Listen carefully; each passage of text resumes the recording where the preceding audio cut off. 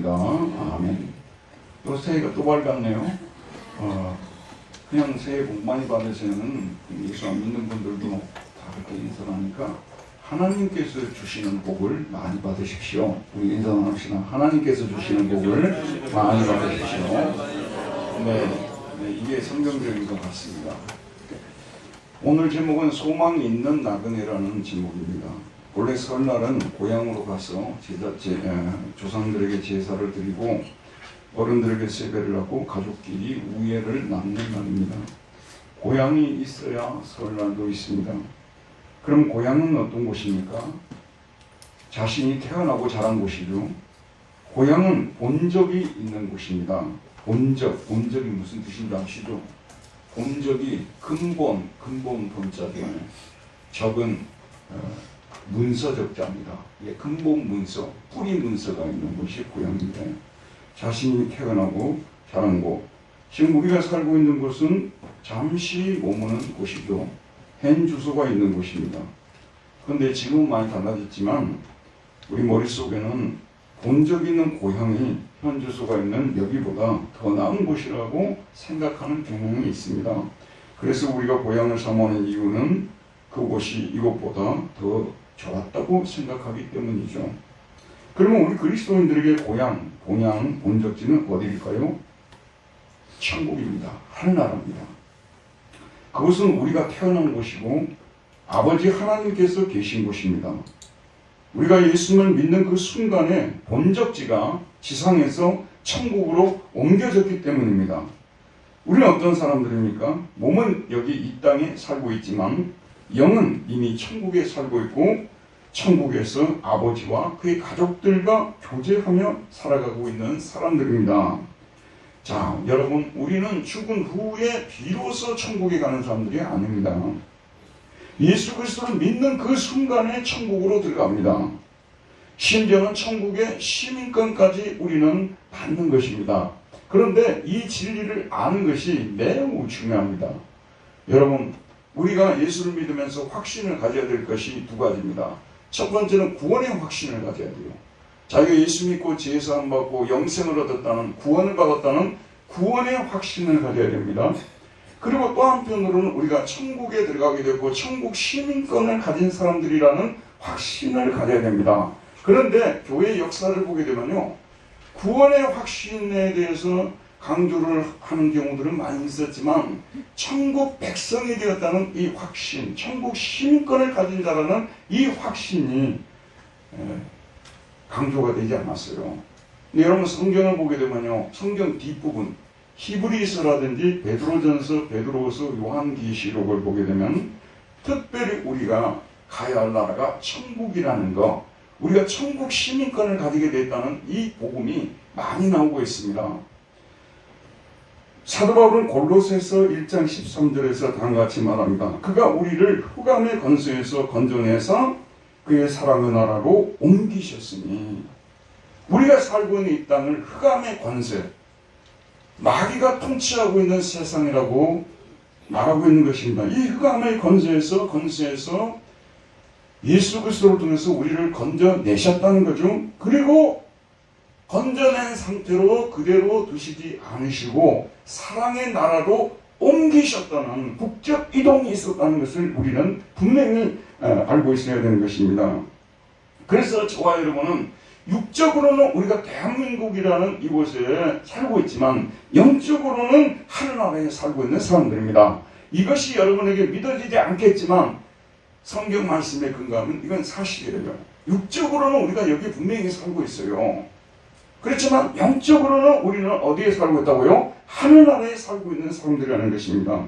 그러므로 우리는 늘 본향을 생각하면서 그리워하면서 살아가듯이 우리는 늘 우리 위에 있는 하늘나라를 찾으면서 생각하면서 살아야 된다고 말씀하고 있습니다. 그 본문 골로새서 1장 13절을 이어서 골로새서 3장 1절 4절에 보면, 그러므로 너희가 그리스도와 함께 다시 살리심을 받았으면 위의 것을 찾으라. 거기는 그리스도께서 하나님 우편에 앉아 계시느니라. 위의 것을 생각하라. 땅의 것을 생각하지 말라. 이는 너희가 죽었고 너희 생명이 우리의 생명이 그리스도와 함께 하나님 안에 감추어졌다고 말하고 있어요. 우리가 구원을 받고 우리의 생명이 그리스도와 함께 하늘에 감추어졌다. 히든이라는 말을 쓰잖아요. 히든 인 헤븐입니다. 우리의 생명이, our life가 어떻게 됐다고요? 그리스도와 함께 하나님 안에 히든, 감추어져 있는 상태라는 거예요. 그게 우리의 지금 영적인 상태인 것입니다. 우리의 생명이신 그리스도께서 나타나실 그때에 너희도 그와 함께 영광 중에 나타날 것이다. 그러니까 우리가 지금 생명이 하늘에 있으니까 그리스도께서 나타나실 때 그와 함께 영광 중에 나타날 것이라고 표현하고 있는 것입니다. 사도 바울은 우리가 예수를 믿는 순간 우리의 본적지가 하늘나라로 바뀌었고 지금 우리는 거기에서 하나님과 함께 살고 있고 그리스도께서 이 땅에 다시 나타나실 때 우리도 그와 함께 영광 중에 나타날 것이라고 말하고 있습니다. 우리는 우리의 본적이 천국임을 잊지 말아야 합니다. 하지만 우리 육신은 잠시 이 세상에 나그네로 살아갑니다. 예수를 믿는 순간 영으로는 이미 하늘나라에 올라갔지만 육으로는 이 땅에 살아가고 있는 사람들입니다. 우리는 본적지인 천국에서는 정식 주민으로 살아가지만 여기 이 땅에서는 나그네로 살아갑니다. 우리의 신분은 나그네입니다. 잊지 마십시오. 그래서 우리 하나님의 사람들을 보게 되면 우리 하나님의 사람들이 어떤 신분의 소유자들인가 이것을 알려면은 족장들의 삶을 봐야 되는데 족장들은 아브라함, 이삭, 야곱 이런 사람들을 족장이라고 합니다. 그런데 영어로는 father라고 말하고 있어요. 우리의 신앙의 아버지들입니다. 이 사람들은 이 족장들은요 자기의 아이덴티티라고 하잖아요. 아이덴티티. 이게 뭐냐 그러면 아이덴티티를 이 사람들은 전부 나그네라고 이렇게 써서 들고 다녔다는 말씀입니다. 그 나그네 카드를 들고 다니는 것이에요. 믿음의 조상 아브라함의 삶을 보러 갑시다. 어느 날 하나님께서 본토 친척 아비 집을 떠나 내가 내게 지시한 땅으로 가라. 오늘은 이라크 땅이죠. 우르 땅이 지금 이라크 땅이에요. 거기서 떠나가지고 내가 내게 지시한 땅으로 가라고 했는데 가보니까 오늘의 이스라엘 땅은 가나안 땅이에요. 거기에 잠시 머물고 있었습니다만은 기근이 심해가지고 애굽으로 내려갔다가 다시 가나안 땅으로 올라오게 되었는데 작년에도 제가 이 추석에 이 설교를 했습니다만 약간씩 변형시켜서 제가 설교를 하거든요. 들어보세요 여러분. 애굽 땅에 갔다가 올라오면서 우여곡절 끝에 아브라함이 거부가 되었어요. 여러분 다 알고 계시죠? 거부가 되었다는 거예요. 부자도 보통 부자가 아니고 어마어마한 부자가 되었습니다. 국적 그까짓 거요. 취득하는 거, 시민권 취득하는 거 돈만 많으면요. 얼마든지 취득할 수 있어요. 여러분 지금도 혹시 외국에 가서 살고 싶으신 분들 캐나다라든지 또는 유럽이라든지 또는 호주라든지 이런 데 가서 살고 싶으면요. 돈만 많으면 그거 할 수 있습니다. 돈이 없으면 못 가는 거예요. 그러니까 얼마든지 그 땅에 소위 말해서 시민권을 가난 시민권을 취득할 수 있었지만 일부러 취득을 하지 않았습니다. 임시비자만 임시 체류비자만 받고 그곳에 거주하였습니다. 그리고 집을 지을 돈이 없었겠습니까? 집을 지어도 뭐 가나안 소위 왕들이 지을 수 있을 만큼 화려하게 지을 수 있는 돈이 있었죠. 그런데도 불구하고 아브라함은 그 땅에서 집을 짓지 않았습니다. 성경에서 뭐라고 말하고 있습니까? 장막에 거주했다 그러는데 막은 막인데 긴 막을 장막이라고 하잖아요. 이거는 우리식으로 말하자면 텐트입니다. 텐트에 거주했습니다. 성 밖에 거주했고요. 텐트에 거주했고 자기들을 사람들에게 소개할 때 나그네라고 소개를 했습니다. 이게 아브라함도 그렇고 자기 아들 이삭도 그러고요. 야곱도 그래요. 근데 여러분 그 기도 꼭 들으십시오. 현대 사회에서는 현대교회에서는 이것이 지켜지지 않고 있습니다만 아버지 신앙이 부모의 신앙이 자식들에게 그대로 전달되고 그 집 부모님들도 더 교회 와서 기도하고 교회 봉사 잘하고 그렇게 하던데 자녀들도 어떻게 저렇게 똑같이 그런 얘기를 듣는 것은요 참 맹해스러운 일입니다. 저는 우리 교인들이 할 수만 있으면 우리 교인 자제분들이 우리 교회로 다 왔으면 좋겠어요. 다 왔으면 좋겠다니까요. 다 와서 함께 섬기는 이 모습을 하나님이 얼마나 기뻐할까 그런 생각을 하게 됩니다. 근데 참 감사한 것이 아브라함의 신앙이 이삭에게 그대로 이전이 됩니다. 제 아버지는 신앙이 그러지 않았는데 아들은 왜 저렇게 신앙생활을 할까? 그런 집안이 아니었어요. 아버지 신앙이나 이삭의 신앙이나 야곱의 신앙이나 똑같아요. 바뀐 것이 없어요. 저희 가정부터 이렇게 되기 위해서 힘써야 되겠죠. 우리 모두의 기도의 제목이 되어야 될 것입니다. 야곱도 마찬가지입니다. 야곱도 여러분 이스라엘의 역사를 보게 되면요, 그 당시 그 역사를 보게 되면 애굽이라는 나라가 압도적으로 강한 나라였죠. 거기를 통치하는 사람 누구였습니까? 파라오 아니었습니까? 우리말로 번역할 때 바로인데 파라오예요. 그런데 여러분 이 파라오가 통치하던 애굽에 그때 요셉이 총리가 된 거 아니에요? 근데 여러분 그 당시 애굽이 얼마나 강했는지 실감이 안 나죠. 사실 저도 역사책을 통해서 배웠습니다만 실감이 잘 안 나요. 근데 이번에 제가 그 넷플릭스를 통해서 알렉산드리아라는 그 역사물을 제가 봤어요. 근데 그때 알렉산드리아가 그 20살 초에 그 소위 말해서 마케도니아 왕이 되잖아요. 아버지가 갑자기 죽고 왕이 되는데 당시 그 지역을 전체를 통치하고 있던 전 세계를 심지어 인도까지 통치하는 그 왕이 페르시아 다리우스 왕이에요. 바빌론이 여러분이 아시던 대로 무너지고 페르시아가 등장하잖아요. 그 왕이 다리우스라니까요. 근데 다리우스 1세, 2세, 3세 이런 식으로 내려가는데 다리우스가 얼마나 강했는지 이집트도 꼼짝 못했고요. 이쪽에 그리스 쪽도 꼼짝도 못했어요. 온 세상이 다리우스가 다스렸어요. 그런데 알렉산드리아가 도전장을 낸 거예요. 그 조그만 나이도 얼마 들지 않은 애가 도전장을 낸 거예요. 그래가지고 그리스에서 올라가면 터키가 나오잖아요. 터키 지역을 점령하고 점점 저쪽으로 조여가는 거예요. 그러니까 이쪽에서 처음에는 우습게 봤다가 다리우스 왕이 이게 우습게 볼 상대가 아니네 해서 이제 전면전을 치르려고 했는데 예상을 띄웠고, 여러분 보세요. 저도 그거 처음 알았어요. 예상을 띄웠고 이 알렉산드리아가 어디로 갔냐 그러면요 이집트로 간 거예요. 이집트로. 왜 이집트로 갔냐면 이집트하고 여기하고 지금 서로 사이가 안 좋다는 걸 알기도 했지만 또 한 가지는 페르시아가 그렇게 강할 수 있었던 것은 이집트에서 올라온 곡물들이라든지 이집트의 황금 돈 때문에 그렇게 된다는 걸 알게 된 거예요.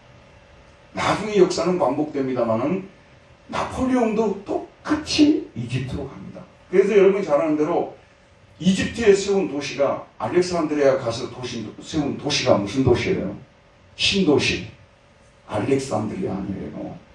그 당시 전 세계에서 가장 문명이 앞서가던 도시가 알렉산드리아인데 그 알렉산드리아 도시를 만들었거든요. 여러분 근데 그렇게 애굽이 오랫동안 시간이 많이 지났는데도 그렇게 풍요로운 나라였다는 거죠. 근데 그 풍요로운 나라를 소위 말해서 건설한 사람이 누구냐 그러면 여러분이 너무나 잘 아는 유대인. 누구예요? 요셉 아니에요. 요셉. 파라오 때 요셉이 총리를 하면서 그렇게 풍요롭고 강한 나라를 만들어 놓은 거 아니겠습니까? 그래서 가나안 땅에 이제 살기가 어려우니까 이집트 땅으로 이 사람들이 들어가게 된 거예요. 요셉 덕분에. 그래서 고센 땅에 머물게 되었는데 이제 그 당시에 통치자 파라오를 아련해야 되지 않겠습니까? 요셉이 아련을 하러 갑니다. 총리의 아버지니까 그냥 대할 수가 없죠. 아련을 하러 들어가는데 창세기 47장 9절에 보면 야곱이 바로에게 이르되 내 나그네 길의 세월이 130년입니다. 내 나이가 얼마 못되니 우리 조상의 나그네 길의 연조에 미치지 못하나 험악한 세월을 보냈습니다. 나그네가 아니었으면 험악한 세월을 보낼 필요도 없었겠죠. 자기도 나그네 길을 걸어왔고 자기 조상들 이삭과 아브라함도 나그네 길을 걸었다고 자기 정체성을 자기 신분을 저는 나그네입니다. 저의 인생은 나그네 인생이었습니다. 이렇게 고백하고 있는 모습을 볼 수가 있습니다. 그럼 왜 그들은 돈이 충분히 있었음에도 불구하고 땅을 사고 집을 짓지 않고 나그네로 살았는가? 자신들의 본향이 하늘에 있다는 것을 믿었기 때문이에요. 16절에 보면 11장 16절에 그들이 이제는 더 나은 본향을 사모하니 곧 하늘에 있는 것이라 이러므로 하나님이 그들의 하나님이라 일컬음 받으심을 부끄러워하지 아니하시고 그들을 위하여 한 성을 예비하셨다 라고 말하고 있습니다. 예, 이거예요.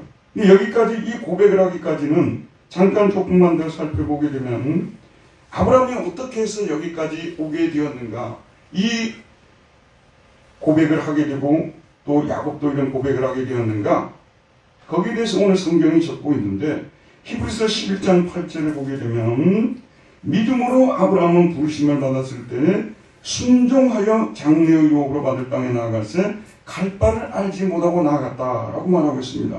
믿음으로 그가 이방의 땅에 있는 것 같이 약속의 땅에 거류하여 동일한 약속을 유업으로 함께 받은 이삭 및 야곱과 더불어 장막에 거하였으니 가나안 땅을 자기가 영원히 살 땅으로 생각을 해본 적이 없어요. 여러분 취직을 하잖아요. 회사에 취직하게 되면 사람들이 묻습니다. 너는 뭐라고 하죠? 정규직이라고 하죠. 정규직이냐 임시직이냐 묻잖아요. 근데 정규직이라는 이 단어가 영어로 퍼머넌트입니다. 퍼머넌트. 오늘 우리 동민이가 미국에 살다 와서 또 목사님 발음이 되게 안 좋으시네. 판단하지 말라. 퍼머넌트. 내가 퍼머넌트냐 아니면 임시적이냐. 이거 되게 많이 따집니다. 그래서 제가 퍼머넌트로 이 회사에 다니고 있습니다. 그게 자부심이거든요. 근데 이 아브라함은 자기들이 돈은 충분히 있었습니다. 자기들은 퍼머넌트를 가질 생각을 안 했던 것이에요. 그냥 임시 체류비자 받아가지고 거하는 것을 자기들은 선택했습니다. 믿음으로 그가 이방의 땅에 있는 것 같이 약속의 땅에 거류하여 동일한 약속을 요구로 함께 받은 이삭 및 야곱과 더불어 장막에 거하였으니 이는 그가 하나님이 계획하시고 지으실 터가 있는 성을 바랬기 때문이다. 왜 그렇게 바보 같은 짓을 했어요, 여러분? 가야 할 땅이 있으니까, 진짜 자기가 가서 살아야 될 그 땅이 있으니까 임시. 만약에 여러분이 떠나온 그 고향이, 소위 고향이요, 너무나도 정말 지금식으로 말하자면 아주 멋있는 집이 지어져 있고 앞에는 강이 흐르고 농토가 자기 것이고 하동에 있는 그 책임사택처럼 그 토지에 나오는 그 가봤거든요. 여러분 난 가보세요. 거기 보면 기와집에 앞에 가면은 평야가 펼쳐져 있고 섬진강이 흐르고 있고 우리 집이 거기서 좀 떨어져 있어요. 제가 그런 데서 산 사람이에요. 어쨌든 그런 곳이 있다면은 여러분 이곳에 살려고 해도 다른 곳이 아무리 좋다고 해도 그곳으로 가서 살려고 임시철거하는 그런 선택을 하지 않겠습니까? 이는 그가 하나님이 계획하시고 지으실 터가 있는 성을 바랬기 때문이다. 이렇게 말하고 있습니다. 자, 이 사람들은 다 믿음을 따라 죽었으며 약속을 받지 못하였으되 그것들을 멀리서 보고 환영했다. 13절입니다. 이 사람들은 그 본향이 그 하늘나라에 있다는 하나님이 예비하신 준비해 놓으신 성이 있다는 것을 믿고 죽었다고 말해요.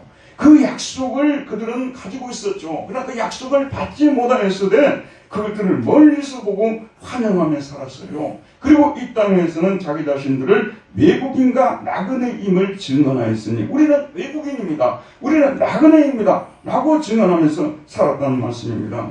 그들이 이같이 말하는 것은 자기들이 본향 찾는 자임을 나타냅니다. 왜 이렇게 말하겠어? 자기들은 여기 안 살 사람들이라는 거죠. 본향을 자기들은 찾고 있다는 것을 의미하는 거 아니냐는 말씀입니다. 그들이 나온바 본향을 생각하였더라면 돌아갈 기회가 있었으려니와 본향을 생각하였다면 돈이 얼마나 많았습니까? 충분히 돌아갈 수 있었죠. 하지만 그들이 이제는 더 나은 본향을 사모하니 곧 하늘에 있는 것이라 베러 컨츄리라고 되어 있는데 이게 더 나은 본향이라고 할 때 상대적으로 더 나은 본향이 아니라요. 절대적으로 더 나은 본향이에요. 저도 어쩌다 보니까 외국에 가서 살게 되었어요. 제가 막 의도적으로 외국에 가려고 계획을 세우고 많이 노력하고 그러지는 않았습니다만은 제가 한국교회 좀 보탬이 되겠다는 생각을 가지고 외국에 가서 공부해야 되겠다는 그런 생각을 하는데 하나님이 인도해 주셔서 본의 아니게 그냥 외국에 가서 살게 되었어요. 그러다 보니까 제가 스위스를 왜 가보겠어요? 거기라고 말 붙어 있어요. 프라하요. 아침에 도시락 싸가지고 갔다가 저녁에 돌아올 수 있는 곳이거든요. 뭐 아름답다고 하는 곳들을 그냥 근처들이에요. 뭐 이탈리아는 기차를 타고 한 24시간 타고 하니까 로마가 나오더라고요. 다 다니지는 못했습니다만 그러다 보니까 다 이렇게 가봤는데요. 여러분 들어보세요. 제가 내린 결론이 무엇이냐면요. 어떤 도시든지 좋은 점이 있으면 안 좋은 점이 있어요. 여러분 오슬로 또는 스톡홀름 이런 데 가고 싶죠? 너무 가고 싶죠? 겨울이 되면요. 4시가 되면은 온 천지가 어둡습니다. 4시가 되면요. 그래서 유명한 화가 몽크 있잖아요. 몽크의 그림이 좀 희한하게 생겼잖아요. 그런 그림이 나올 수밖에 없는데요. 거기가 또 좋은 점이 있죠. 안 좋은 점이 있고. 다 어느 도시든지 좋은 점이 있고 안 좋은 점이 있고 그렇더라고요. 이 세상에 퍼펙트한 도시는 없습니다. 저도 우리 분당이 사는 것을 굉장히 만족하고 좋아합니다. 그런데 어떤 때는 좀 아쉬워요. 너무 그 역사적인 그런 건축물들이 너무 없어요. 그래서 할 수 없이 인사동으로 올라가서 보고 옵니다. 어떤 도시든지 다 마찬가지입니다. 이 세상에 좋은 도시 있습니다만 더 좋은 도시가 있고요. 또 더 좋은 도시 있지만 최상의 도시는 없어요. 베스트는 없습니다. 항상 이게 좋으면 이게 안 좋고 이게 좋으면 이게 안 좋고. 스위스 여러분 너무 좋으시죠? 좋다고 생각하시죠? 거기 아무나 가서 못 살아요. 얼마나 집값이 비싼지 물가는 또 얼마나 비쌉니까? 사라고 해도 거기 가서 못 사는데요. 좋은 게 있으면 안 좋은 거 있고. 근데 이 사람들이 더 나은 본향이라고 할 때는요. 상대적이 아니라 절대적으로 더 나은 본향. 우리가 갈 하나님의 나라는 절대적으로 더 좋은 본향입니다. 아멘. 절대적으로 더 좋은 본향. 여러분 죄송합니다만 이런 신앙을 갖지 않으면요. 그것은 인본주의 신앙이지 신본주의적 성경이 말하는 신앙이 아니에요. 천국도 안 믿는 신앙, 그게 진짜 신앙입니까? 그 신앙도 아니에요, 여러분. 천국이 여러분 속에 임하는 날이 천국 가는 날이에요. 근데 이게 인위적으로 임하지 않아요. 어느 순간에 여러분도 모르게 천국이 임하는, 천국이 그래서 임한다고 해요. 천국이 임한다니까요. 그 순간이 여러분에게 오기를 간절히 바라야 됩니다. 천국이 임해야 천국에 들어가는 겁니다. 이거는 우리 인간이 인위적으로 할 수 있는 것이 아니기 때문에 저도 여기까지밖에 소개할 수밖에 없어요. 더 나은 본향을 사모하니 곧 하늘에 있는 것이라. 자, 이름으로 하나님이 그들의 하나님이라 일컬음 받으심을 부끄러워하지 아니하시고 그들을 위하여 한 성을 예비하셨느니라. 하나님께서는 우리에게 우리가 생각하지도 못했던 어마어마한 복을 내리셨어요.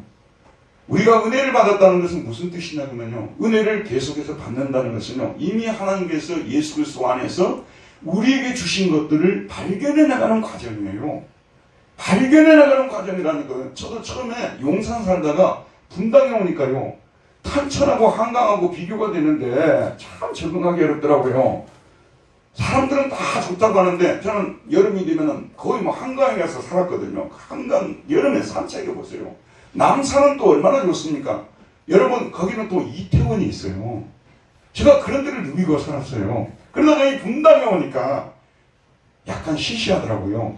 처음 해봤자 탄천이고 약간 시시했다니까요. 세월이 지나니까요. 야, 사람들이 왜 천당 밑에 분당에 산다는 그걸 이해를 하겠더라고요. 살아봐야 되는 거예요. 그걸 깨달아 가는 것을 은혜 받는다고 하는 겁니다. 알겠죠, 여러분? 이미 하나님께서 우리에게 너무 많은 것들을 주었는데 이걸 깨닫게 되면요. 우리가 하나님에 대한 신뢰를 자꾸 드리게 되고 또 우리가 받았으니 하나님께 또 드리고 싶은 마음도 자꾸 생깁니다. 근데 하나님은 또 그렇게 하면 오늘 설날을 맞이했어요. 아마 여러분들이 자녀들이 막 찾아오고 그럴 겁니다. 여러분 자녀들에게 많은 것을 주셨죠. 이미 너무 많은 것들을 희생했죠. 근데 자녀들이 거기에 대해서 한마디도 없어요. 우리 신앙생활도 비슷합니다. 우리 하나님께서 우리에게 예수 그리스도 안에서 너무 많은 것들을 주셨는데 우리가 이 땅에 살면서 하나님이 주신 성이 있다는 것을 믿고 약속의 자녀답게 이 땅에서 세상 사람들과 같이 살지 않고 정말 믿음의 백성들처럼 여러분 그것만 소원이 돼야 돼요. 다른 거 내세울 것도 없고요. 자랑할 것도 없어요. 우리는 오직 주님을 위해서만 살아야 된다는 이런 생각 가지고 살면요. 하나님이 그런 사람들을 위해서 이러므로 하나님이 그들의 하나님이라 일컬음 받으심을 부끄러워하지 아니하시고 그들을 위하여 한 성을 예비하셨느니라. 이 성이라는 말이 참 와닿습니다. 유럽에 가보면 도시 이름들이요, 무슨 부르크라는 도시들이 많아요. 막대부르크, 오토 대제가 신성도마 제국을 세우고 10세기에 통치했던 어마어마한 도시였는데 지금 멜버른은 동독한 도시죠. 부르크라는 그런 도시들이 많아요. 그게 성이라는 뜻 아니에요? 성이에요, 성. 여기는 뭐 에딘버러 성이고 무슨 성이고, 유럽 여행 가게 되면 성 보는 재미로 가는 거예요. 성 보는 재미로. 그런데 그런 성들은요, 하늘에서 하나님께서 계획하시고 세워놓으신 그런 성하고는요, 비교조차 할 수가 없습니다. 인간이 만들어 놓은 성들이 아무리 아름다워도 하나님이 만들어 놓은 성하고는 비교조차 할 수가 없는 것입니다. 그래서 우리 족장들은 그런 성에 가기 위해서, 그런 성이 있다는 것을 믿었기 때문에 이 땅의 성을 지어놓은 성에 들어가서 안주하려고 하지를 않았다는 말씀이 되는 것입니다. 자, 결론을 정리해 보도록 합시다. 우리는 이 땅 도성을 넘어서 하늘 도성이 존재하고 있음을 믿어야 합니다. 그곳이 우리의 고향이고 본향이고 본적지입니다. 그곳이 본래부터 존재하고 있으니까 우리는 그곳을 생각하고 그리로 가고 싶어 합니다. 여러분이 아시다시피 플라톤이라는 철학자는요, 예수님이 오시기 전에 300~400년도 더 전에, 기원전 300~400년 전에 활동했던 사람이에요. 그 사람은 성경책 본 적이 없습니다.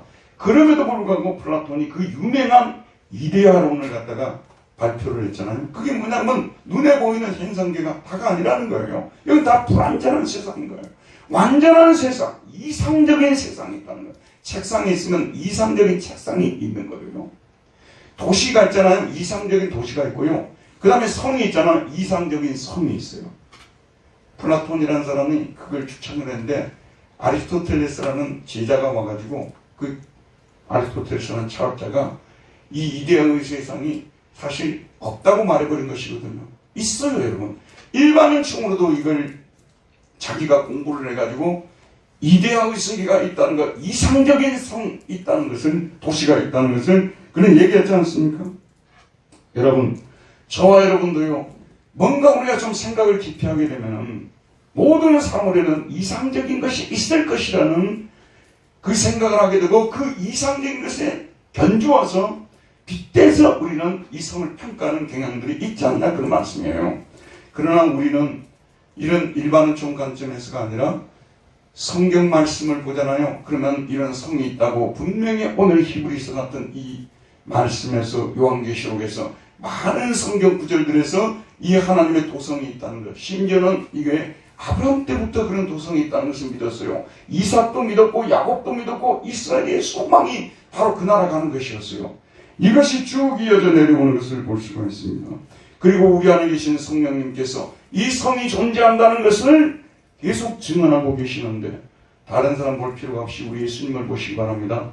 예수님이 이 땅에 오셔서 30년 동안은 자연인으로, 일반인으로, 사람으로 살았어요. 그러나 30세에 세례를 받았고 공적인 인생, 퍼블릭 라이프를 시작했지 않습니까? 그걸 공생애라고 하잖아요.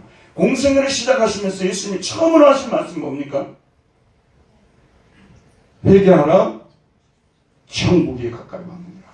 회개하라, 천국이 가까이 왔느니라. 지상에 연연해서 살지 말으라, 그 말이에요. 하늘의 도성을 내가 가지고 왔노라. 그거 아니겠습니까? 그리고 예수님이 이 땅에 사시면서 전한 복음이요, 거의 대부분이 천국에 가는 복음이에요. 그래서 예수님이 전한 복음을 천국 복음이라고 하고, 예수님이 베푼 비유를 천국 비유라고 하지 않습니까? 그처럼 예수님은 천국에 사무쳐서 사셨던 분이십니다. 그리고 예수님께서 부활하시고 승천하시고 그 예수님이 오셨던 본래의 고향이신 천국으로 올라가셔서 지금 우리를 기다리고 계시고, 때가 되면 공중의 구름을 타고 이 땅에 오셔서 우리를 그리로 데려가시겠다고 약속하고 있는 것을 우리는 알고 있습니다. 여러분, 우리는 이 하늘 도성을 믿기에 이 지상 도성의 찬란함에 해롭되지 말아야 되는 것입니다. 아까도 제가 말씀드렸습니다. 근데 내가 어디 가서 우스갯소리를 그래요. 세계의 어느 나라가 살기가 제일 좋냐? 그거는 참 말도 안 되는 별로 그 설득력 없는 질문이라고 저는 어디 가면 그런 얘기를 해요. 어느 나라가 좋긴 어느 나라가 좋아요. 돈 많으면 좋은 데지. 돈이 많아 보면요. 누만에 제가 1991년도에 열리자마자 들어갔거든요. 부크레스트 시내에 벤치가 쭉쭉 돌아다녀요. 돈이 많으니까. 공산당 하다가 다시 돌아왔는데 화폐가 뭐 동독 같은 거 통합이려고 하다 보니까 공산당 쪽에 있던 사람들 다 부자가 된 거예요. 여러분 그 부자 옛날에 부자들 다 부자가 된 거예요. 루마니아 같은 나라 그 당시에요. 개들도 못 먹어가지고 이렇게 말라가지고 다니는 그런 때지만 벤치가 막 굴러다녀요. 내가 어디 가서 그런 얘기를 해요. 여러분 혹시 스리랑카에 대해서 어떻게 생각하세요? 거기만 너무 못 산다고 생각하잖아요. 아니요. 돈 많은 사람들은 너무 살기 좋아요. 자기 나라에 볼 것 없으면 옆 나라 가서 보면 되는 거 아니에요? 태국이나 베트남이나 필리핀이나 뭐 인도네시아 좋은 데 얼마나 많아요. 그 유명한 발리도 인도네시아에 있어요. 인도네시아에 있다니까요. 그러니까 돈이 많은 것이 좋은 거예요. 그러니까 이 세상에 어디가 좋다는 의미 없어요. 여러분 이 세상에 찬란함이 현혹되지 말아야 돼요. 아까 제가 역사물 말씀드렸잖아요. 그 화려한 바벨론 궁이 무너질 줄 누가 알았어요? 페르시아의 궁이 무너질 줄 누가 알았어요? 그리스 알렉산드리아가 망할 줄 누가 알았어요? 로마의 그 영원히 번영할 것던 로마가 무너질 어떻게 알았어요? 세상에 너무 미련을 갖지 말아야 돼요. 여러분 저를 보세요. 세상을 소홀히 하는 것과 미련을 갖는 것은 다른 거예요. 우리는 예수 믿는 사람들이지만 이 세상을 소홀히 하지 말아야 돼요. 우리가 사는 세상이 정상적인 세상으로 돌아가도록 우리 그리스도인들이 기도하고 참여하고 그래야 되죠, 여러분. 맞죠?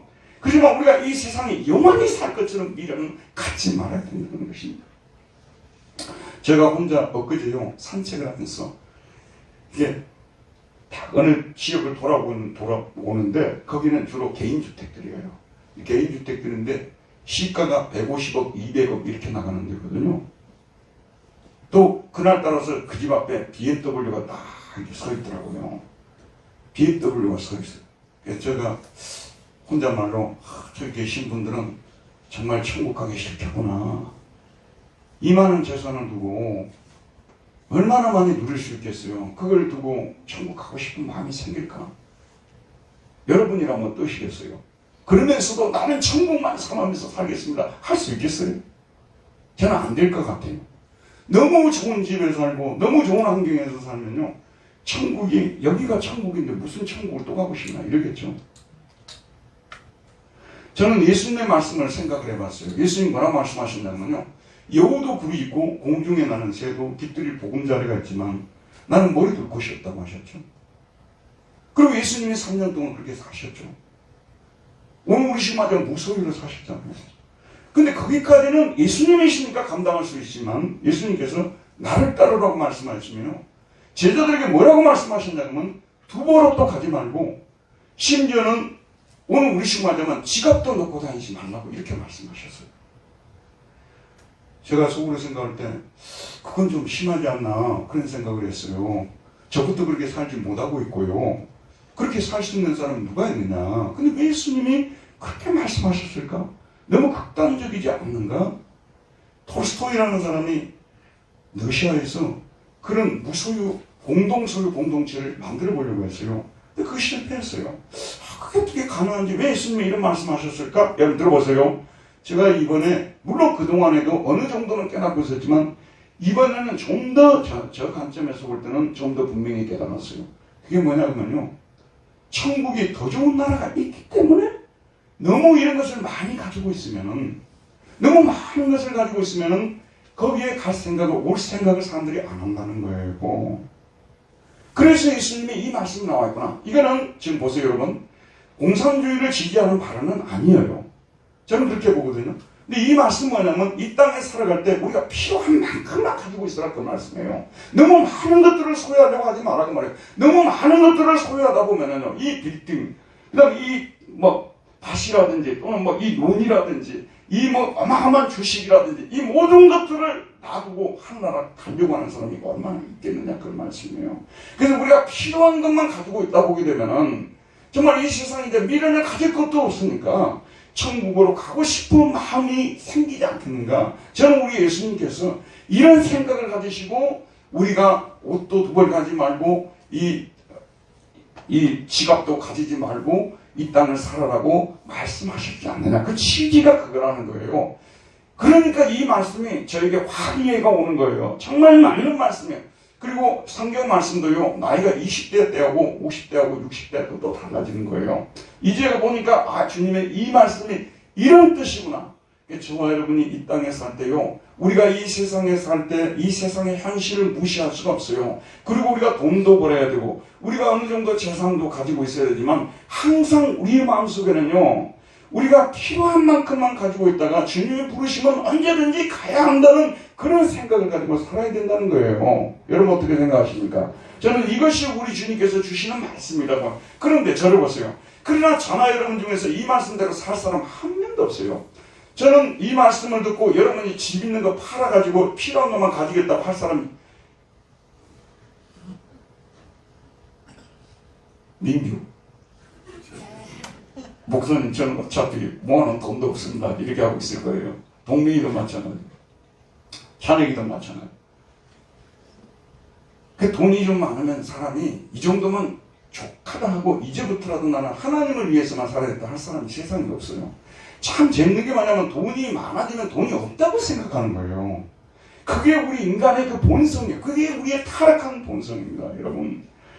그러더라도 우리는 이런 연약함을 가지고 있더라도 우리가 여기에 영원히 갈 성이 아니라는 생각을 하고 자꾸 우리가 가야 할 곳은 위에 하나님이 예비하신 성이라는 생각을 갖고 의도적으로 우리가 자꾸 거기를 사모하고 그리고 이 땅에서 삶은 잠시 지나가는 임시체류지라는 사실을 생각하시고요. 이 땅 위에서 내가 아주 정말 여기는 떠나야 될 곳이라는 생각으로 필요한 것만 내가 가져야 되겠다는 이런 생각을 가지고 살려고 애를 써야 한다는 말씀입니다. 죽는 날은 누구에게 다 다가오지 않습니까? 맞죠? 죽는 날은 다 다가옵니다. 다가오는데 가진 것이 없는 사람일수록 저는 천국이 더 가고 싶어 할 것이라는 생각이 들어요. 이번에 제가 어떤 책을 읽는데 그 책에 참 아름다운 그런 제가 굉장히 오늘 말씀에 비추어서 너무 감동이 되는 말이 등장하더라고요. 이 말은 이런 말이에요. 나는 인간이 희망을 잃을 때 어떻게 동물이 되는지, 약속을 잃었을 때 어떻게 야만이 되는지를 거기서 보았소. 그렇소. 당신이 환상이라 부른 그 영원한 희망 말이요. 희망이 없이는, 그리고 정의에 대한 약속이 없이는 인간은 고난을 이겨내지 못합니다. 그 희망과 약속을 이 세상에서 찾을 수 없다면 다른 데서라도 찾아야 합니다. 그래요. 하늘나라 하나님의 왕국에서라도 찾아야 합니다. 희망을 잃을 때요, 약속을 잃을 때 사람들은 동물처럼 되어버린다 그 말이에요. 희망이 없이는 인간은 고난을 이겨내지 못하는 거예요. 그러나 희망이 있는 곳을 세상에서 찾아보려고 하니까 없다는 거죠. 다른 데서라도 찾아야 하는데 그래요. 하늘나라 하나님의 왕국에서라도 찾아야 합니다. 이 말을 누가 했냐면요, 혹시 여러분 기억나십니까? 순교자라는 작품을 써가지고 우리나라 사람들에게도, 제가 80년대 대학부 신앙생활할 때 김은국의 순교자라는 작품이요, 상당히 많은 사람들이 읽히고 인기가 좋았어요. 김은국이라는 사람. 혹시 그 사람이 어떤 사람인지 아세요? 저도 자세히 몰랐는데요, 이번에 찾아보니까 6.25 30년대 사람이에요. 근데 6.25 동란을 겪고 나서 미국으로 유학을 가가지고 하버드대에서 공부를 했더라고요. 그래갖고 이 사람이 영어로 소설을 써냈는데, 영어로 뭐냐, The Martyred. 이게 순교자라는 그런 책을, The Martyr, 이 책을 쓴 거예요. 근데 이걸 영어로 썼는데, 실존주의 소설인데, 이 책이 세계적으로 유명해져 버린 거예요. 그래서 우리나라 사람이, 이제 우리나라 말로 이 사람이 직접 썼는지 번역을 했는지 제가 자세히 모르겠습니다만은 우리나라 사람들에게도 많이 읽히게 된 책이에요. 이 김은국이 이 마지막의 부분에서 그 희망과 약속을 이 세상에서 찾을 수 없다면 다른 데서라도 찾아야 합니다. 그래요. 하늘나라 하나님의 왕국에서라도 찾아야 합니다. 여러분, 우리가 나그네로 사는데요, 소망이 없는 나그네로 한번 생각해 보세요. 갈 곳이 없는 떠돌이 그냥 나그네일 뿐이에요. 그렇게 살다가 비참하게 끝나는 나그네 아니겠어요? 우리는 갈 곳이 분명한 나그네들입니다. 우리는 나그네 맞아요. 떠돌이 많습니다. 정처 없이 다니고 있습니다. 그러나 우리는 갈 곳이 분명한 나그네들이죠. 하나님께서 믿는 저와 여러분들을 위해서 이 세상에서 충분히 이보다도 잘 살 수 있는 우리들이 주님 때문에 모든 것을 포기하고 희생하면서 주님을 따라온 이 사람들을 위해서 더 나은 본향을 준비해 놓으셨다는 이 믿음, 이런 믿음을 가질 때 나그네는 나그네지만 소망이 있는 나그네가 되는 것입니다. 저와 여러분은 분명히 나그네신 분이지만 소망이 있는 나그네라는 생각을 가지시고, 저는 이 설교를요 추석 때마다 제가 전하는데, 제가 다른 설교할 때도 기분이 좋습니다만 이 설교할 때마다 가장 제 마음이 기분이 좋아요. 왜 그런 줄 아십니까 여러분? 오늘 제가 설교하는 이 설교가 초대교회 성도들이 들었던 설교고요, 우리 한국교회가 가장 어려울 때 들었던 설교가 천국 설교였어요. 그런데 언젠가부터는 이 19세기에 유럽의 자유주의자들이 나와가지고 천국 신앙을 무너뜨려 버렸어요. 천국이라는 나라는 없다는 거예요. 그리고 이 세상에 존재하는 나라를 천국처럼 만들어야 된다고 이렇게 말해가지고 죽어도 갈 나라가 없게끔 만들어버렸어요. 그렇기 때문에 어떤 사람이 제일 좋은 그리스도인이 되었냐면요, 교회에 열심히 다니고 교회 봉사하는 좋은 그리스도인이 아니라 양심껏 사는 사람이 좋은 그리스도인이 되어버렸어요. 교회에 없는 그리스도인들을 만들어버린 거예요. 교회가 생각지도 않고 살아가는 그리스도인들을 만들어버린 거예요. 이거는 하나님 앞에 큰 역적 같은 죄라고 저는 생각하고 있고요. 여러분 혹시 이런 신앙이 물들어 있으면 그건 신앙이 아니니까 오늘부터 버리시기 바랍니다. 그건 신앙이 아니에요. 인정해 줄 수가 없어요. 여러분이 아무리 인정해도 저를 반박하기 위해서는요, 그동안 2000년 교회 역사를 가지고 저를 반박하세요. 그 아브라함 때부터 시작해서 내려와가지고 어거스틴이라든지 루터나 칼빈이나 청교도들이나 지금까지 하나님의 사람들이 이 진리를 외치고 붙들고 순교도 하고 죽었다 그런 말이에요. 근데 이런 진리를 없애버리고 어떻게 교회라고 말할 수 있으면 어떻게 신앙인이라고 말할 수 있냐 그런 말씀이에요. 저는 이것 때문에 항상 이 설교를 하면 제가 흥분합니다. 왜냐하면 어떻게 사람들이 이렇게 못된 복음을 퍼뜨려가지고 교회를 엉망진창을 만들어버리냐고 말이에요. 그리고 그럼 우리가 이 세상 좋게 만들어놓고 그냥 죽을 거예요? 갈 데도 없는 사람들 된 거예요? 그 뒤로는 나는 모르겠다, 그게 맞는 거예요? 저는 이런 식으로 사람들이 복음을 전하고요, 이걸 듣고 있다고 생각하면요 분노가 일어납니다. 어떻게 이것이 올바른 복음이냐면 절대 올바른 복음은 아닙니다. 여러분, 우리가 이 땅에서 정의를 위해서 힘쓰고 올바른 사람들이 이 땅을 통치하도록 기도하고, 그거는 우리가 이 땅에서 시민으로서 마땅히 해야 될 일입니다. 그러나 천국 복음을 없애고 갈 곳을 전하지 않는, 어떻게 이것이 올바른 복음이냐 그런 말씀이에요. 여러분, 우리 분당도로 교인들이요 그런 식으로 예수를 믿어왔다면 그건 지금까지 예수를 안 믿은 것이고 잘못 믿은 거예요. 이거는 완벽하게 오늘부로해서 청산해야 됩니다. 여러분의 입에서 천국이란 말을 좀 듣고 싶어요. 나는 우리 분당도로 교회 성도들이 천국이란 얘기를 안 하는 거 신기해요. 내가 십몇 년 동안 내가 이 교회에서 사역을 하는데요, 천국이라는 말이 입에서 나오는 사람들이 너무 적어요. 그러면 지금까지 여러분은 뭘 믿고 살았냐 그런 말씀이에요. 무엇을 그렇게 삼하고 쫓아가고 있습니까? 이거는 명백하게 여러분 하나님 앞에서 이거 심판받을 일이고요, 정말 잘못된 일이에요. 저는 누구와도 여기에 대해서 논쟁할 수 있어요. 근데 2000년 기독교가 여기서 증거했는데 언제부터 왜 이걸 던져버리냐 그런 말씀이에요. 천국을 전하지 않는 복음, 예수님도 이 땅에 오셔서 처음 전한 말씀이 천국이고 마지막에 죽어서 올라가신 것이 천국인데, 그러면 예수님이 죽어서 어디로 갔어요? 여러분, 어디로 갔습니까? 천국 같지 않습니까? 이런 천국 복음을 왜 사람들이 이렇게 무너뜨려 버리냐고 말이에요. 이 죄를 어떻게 감당하냐 그런 말씀이에요. 여러분도 지금까지 그래왔으면 나는 그리스도 아닌 사꾸라 그리스도인이라고 생각하고요, 철저하게 여러분 자신을 통탄해야 돼요. 여러분은 누구에게 배웠는지 모르지만 이건 완벽하게 잘못된 겁니다. 여러분 입에서 내 죄 사해 주시고 용서해 주신 주님에 대한 찬양이 끊이지 않아야 되고요, 우리를 위해서 천국을 예비하신 이 주님에 대한 찬양이 끊이지 않아야 올바른 신앙입니다. 나는 여러분에게 오늘도 다시 한번 강곡하게 부탁을 드립니다. 이것이 올바른 신앙이기 때문에 저는 이 명절 때마다 이 말씀을 가지고 항상 여러분 앞에 서는 거예요. 다른 이유가 있겠습니까 여러분? 제가 여기에서 여러분을 이겨먹어서 뭐 하겠습니까? 여러분, 내가 말하는 것이 옳다고 해서 이겨먹어서 뭐 하겠습니까? 여러분, 저도 이 교회 얼마 안 있다고 떠날 사람인지 다 알지 않습니까? 저는 진실을 말하고 싶은 거예요. 여러분이 가지고 있는 것이 진실이라면 저에게 와서 말씀해 주십시오. 그러면 저는 언제든지 듣겠습니다. 그러나 천국을 전하지 않는 복음은요, 진실이 아니에요. 거짓이에요.